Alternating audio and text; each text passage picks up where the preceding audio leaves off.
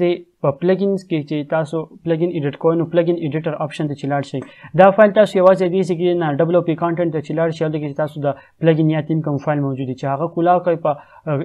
یو کوډ ایډیټر کې نو په هغې نه ځای نه هم تاسو چې وګورو چې هلته کې به تاسو ته اندازه وشي چې د هغه ځای کې نه هم کېږي که زه دلته کې راشم ویلټ کې زما دغه موجود دی او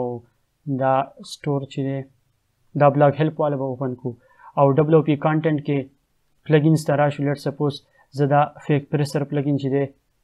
فیکر پریس پلګین دی زه ایډیټ کوم نو دا به زه دلته کې په دغه کې اوپن کړم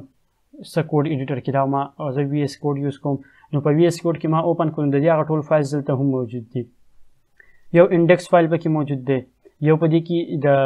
سی دغه فایل موجود دی د پلګین چې کم نوم یې په هغه نوم سره یو پی ایچ پی فایل موجود دی چې په دې کې پلګین ډیټیل موجود دی او په پلګین کې نور څه کوډز وغیره ایډ شوي نو هغه پکې هم دننه موجود دی لکه دا پکې د وینډر ریلیټډ فولډرز دي بیا په هغې کې دننه کم مختلف فایلز چې دي هغه پکې موجود دي او د هغې کار نو که دا تاسو ایډیټ کول غواړئ دغه شان ایډیټر کې کولاوئ د هغه ځای نه هم ایډیټ کولی شئ یا پلګین سیکشن کې دې ځای کې نه کم پلګین تاسو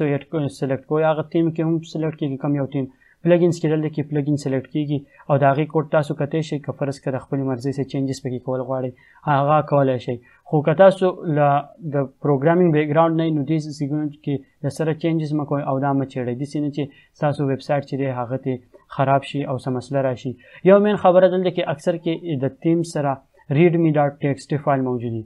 د ریډمی ډاټ ټی ایکس ټي فایل کې اکثر کې دوی هغه آپشنز یا دغه لیکلي انفارمیشن چې هغه د پلګین په یوز کېدو کې مدد ورکوي نو تاسو دا فایل هم ریډ کولی شئ چې دا کار به پکې څنګه کېږي دا کار اکثر کې پکې موسټ او د ټایم په دې کې هغه انسټرکشنز موجود دي نو دا و د تیم سره ریلیټډ پلګین سره ریلیټډ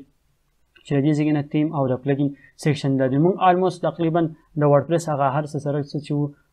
هغه کور کړل کوم چې فرض که تاسو بیا ایډوانس یې نو په دې کې ډیولپمنټ هم کولی شئ هر څه په دې کې کولی شئ